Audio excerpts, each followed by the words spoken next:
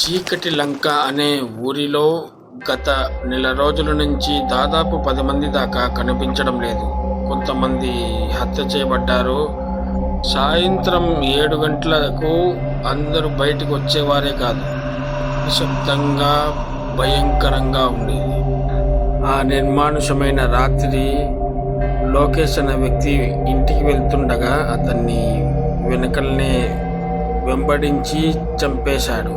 అతను అరిచే అరుపులకి ఆ చుట్టుపక్కల ఉన్న ప్రజలు అందరూ వచ్చి అతన్ని చితకబాది ఆ ఊరికి ఉన్న చెట్టుకు కట్టేశారు.